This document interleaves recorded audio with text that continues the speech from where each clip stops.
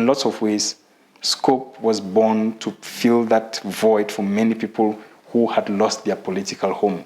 I don't know if the formation of SCOP was one to many, but it was important because for many, there was no other political home except that which kind of gave them a platform from which to make a contribution. Mr. Millan, good day. Good day. Thanks, Comrade. How are you? I'm fine, thank you. Yes. And yourself? I'm good. What have you been up to all this while after our last conversation? Oh, a lot of family. See, I'm in SA for a bit, and so I spend a lot of time with family. And of course, trying to catch up on things that I have to do before I leave.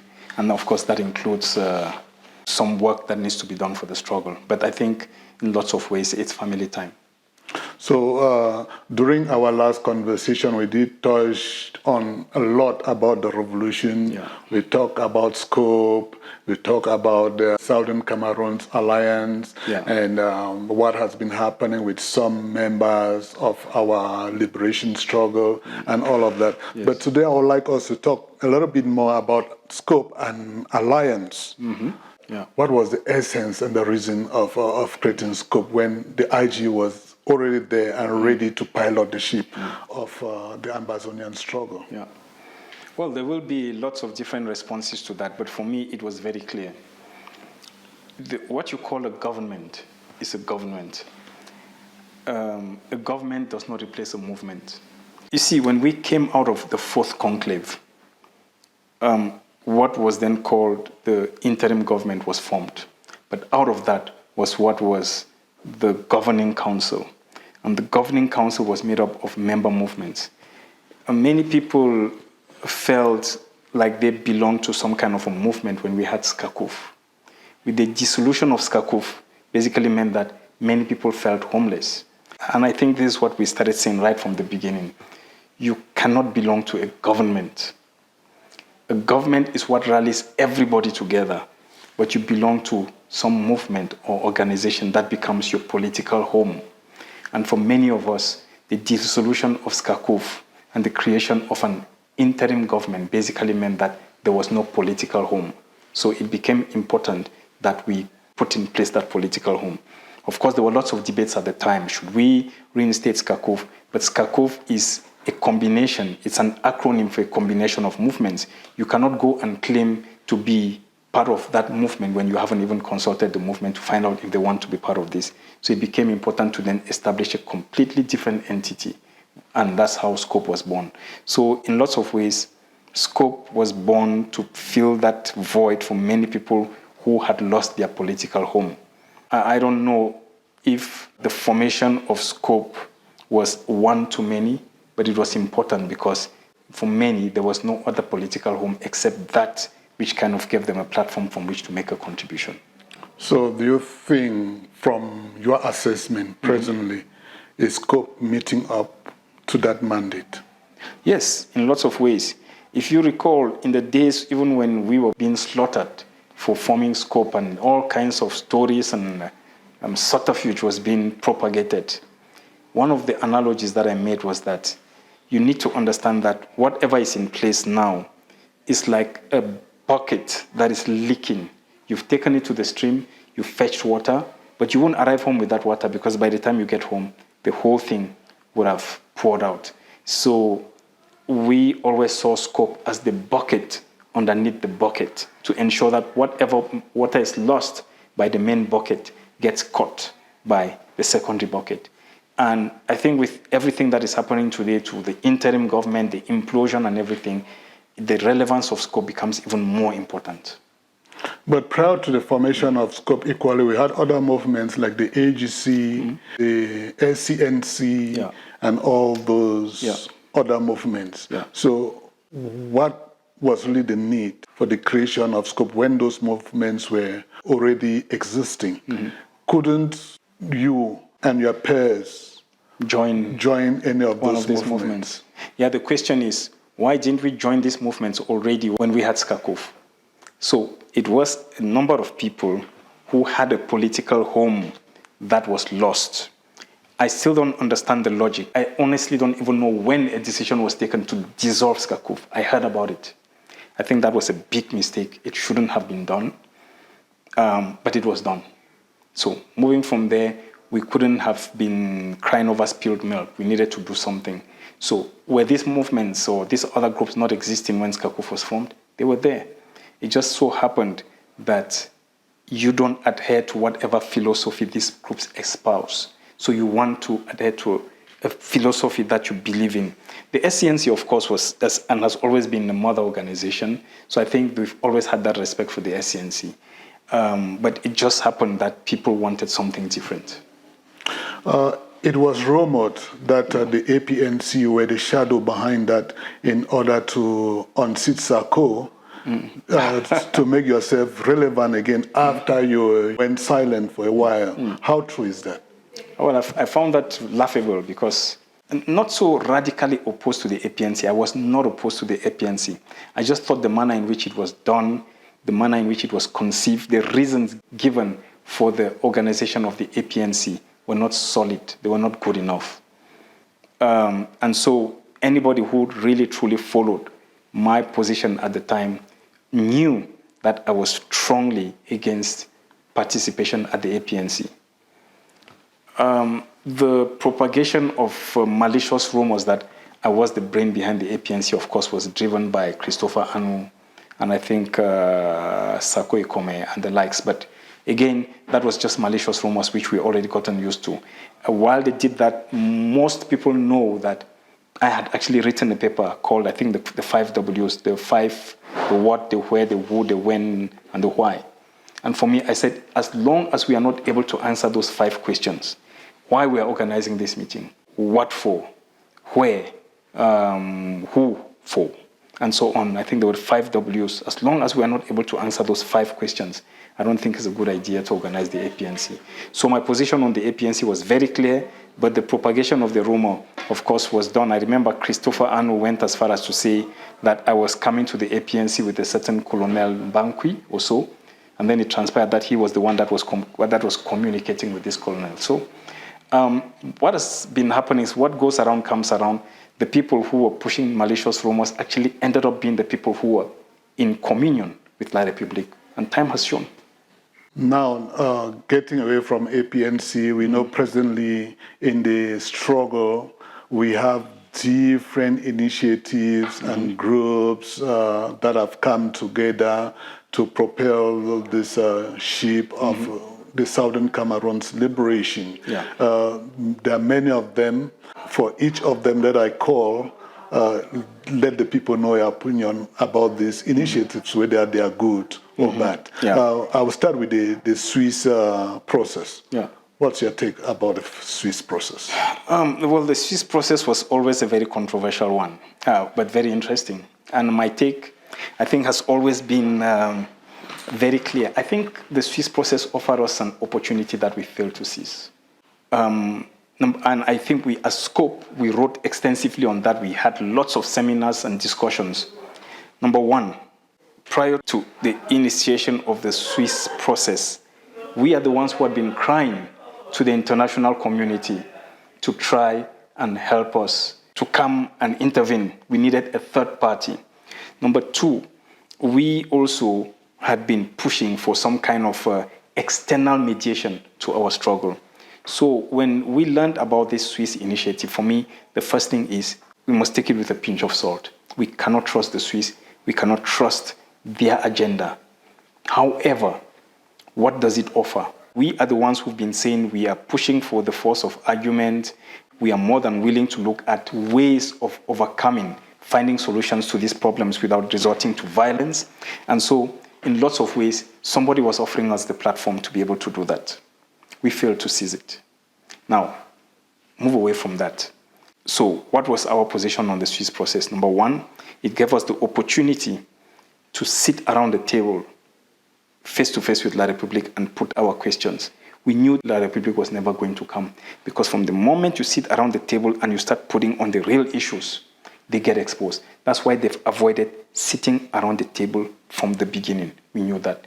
Two, it was for a long time La République argued that this was an internal issue. And so they don't want the intervention of a third party. By accepting that the Swiss intervened, we were, by implication, indicating that was truly a conflict between two parties that necessitated the involvement of a third party. And third, and most of all, it gave us the chance to indicate, to clearly demonstrate to the international community that we are not the one who are pushing for violence. We are not the ones who are carrying out acts of terrorism. And that's why we are more than willing to sit on a table and discuss the issues with La République. Opportunity we had was that we were going to expose clearly that this is a conflict between two parties. Two, La République is not for dialogue. They are all for violence. And three, that as a group of people, our legal arguments hold sway. Those are the opportunities. Now, if we as a people had forgotten about our selfish agendas that said, if you're going, I'm going to sabotage it. If I am going, you're going to sabotage it. If all we thought about was the bigger picture, it would have been a major success. Now, of course, there were always, oh no, but we don't trust the Swiss. The Swiss were going to do that or this. We are not children. You want to run a country, you've got to have the courage to sit and talk to the enemy, to meet with people you don't trust. And for me, it was about, let's meet with the Swiss, let's talk to them. But if we find out that anything is wrong or they're playing games, we walk out. But before we walk out, we would have already achieved those things that we wanted. It's not a conflict, an internal party conflict. It's a conflict between two parties. It's not just about La République, but it's also about us. So we lost that opportunity, in my opinion. So that's on the one hand. On the other, of course, it turned out that, as we always knew and we had suspected, that the Swiss initiative in lots of ways is that La République saw the Swiss process as a way of buying time and diverting our minds so that they can push the agenda of a military solution to the problem. So basically, squash our voice, decimate our people, and then once they've defeated us militarily, they don't have any need to sit with us around the table. That was their game plan. So it was important that as a people, we forget about our differences and focus on the bigger agenda and play the game and beat them at their game. And that is what would have given us more credence amongst the international community. We lost that opportunity because of the greed of certain individuals who felt, oh, if X and Y are going to the Swiss process, we are not going. So for that reason, we're going to sabotage it. It was an opportunity lost. Now, the next initiative is the matrimony, or can I put it, the collaboration between AGOV-C and IGK. Oh, that was always going to end up the way it ended, right? So, was it good or a bad initiative? Listen, I would say it's none of my business. But if you want my opinion, I always knew that it was going to end up with the knife in somebody's back. Like they say, the leopard does not change its spot. You go into some kind of matrimony with somebody who has a reputation over time. Think about it this way. Somebody who has gone into all kinds of coalition, all kinds of alliances over the years. Every single time it ends up with the same result. Betrayal. Why did you think this time is going to be different? I knew what the result was going to be. I knew that it would end up with Sissoko having a knife in his back. And it happened that way. And I think he needs to take responsibility for that. What was his game plan? So if the game plan was just to try one more time, then at least he gave it a try and he got what came to him. But I always knew that it would end up with him being betrayed. Now, the next one is Amba and Comrade Milton spat. When was that? A few weeks ago, I think I was in West Africa and somebody sent me that audio where Lucas Ayaba, and I think not just him, the whole AGC group and whatever they're doing against Milton. I feel sorry for him, I have to say. But again, I say it's lesson learned, and I hope that he's learned his lesson. When Lucas came to Johannesburg, Milton is the one who was lifting him and saying he's the Martin Luther King of the struggle. I was looking at it and I was laughing. The struggle cannot be politics. You can't play politics out of people's sweat, blood, and tears. This whole thing is about finding a way to liberate our people. The politicking will come later on. So what has happened is basically politics gone wrong. And that's why, for me, I've always made it a choice to stay out of politicking, just focus on what needs to be done. So again, it comes as no surprise that he gets targeted. But it was always bound to happen. And when I was being targeted and character assassinated, I had said it here in South Africa, we need to stand strong, firm together. It's not about me. It's about dismantling structures. And when you want to dismantle structures which are superior to yours, you target individuals. It's a very rudimentary, primitive way of taking down structures that we should all know. When one of yours is being attacked, what you do is you stand firm, you fight together. But once it happens and you're not too much, you're in between somewhere, once the one has been taken and then the next has been taken and then the next has been taken, it gets to a point where it becomes your turn. You just talked about South Africa. Mm-hmm. How do you place the role South Africa is playing in this struggle prior to the forming of the interim government and till date that South Africa seemed to be found nowhere? What's happening in South Africa? Well, it's exactly that. It's the fact that South Africa lost its place because South Africa chose to rather be a follower instead of a leader. We all know the role that South Africa played from, 2016. While everybody was busy with what they were doing, a lot of work was being done by South Africa to support the leadership at home, Fontem Neba Agbobala and so on, just to make sure that they succeed. And when they got picked up, the role that South Africa played to move things, move the needle, to just escalate this thing to this level. I think in lots of ways, we lost our focus, we lost our leadership role because we chose to go the way of the others instead of actually showing the way. It's unfortunate that South Africa, like you say, South Africa is nowhere to be found. And I don't think it's by found. For me, it's not so important that we be part of some kind of global leadership. It's not important. It's more important that we are solid and we know what we are doing as a bloc and we move forward. But a lot of things went wrong. Loss of focus, very poor decision making, too much politicking, and so on. So how can South Africa set this right? How? I mean, I know that lots of initiatives and lots of attempts have been made to try and fix things. But let me also make this clear. It's not just about South Africa. Every single country that I know is in tatters. Canada, the US, Norway, Sweden, Italy, everywhere. Germany is in tatters. The UK is completely dead. So it's not just a South Africa thing. I think it's a struggle-wide thing.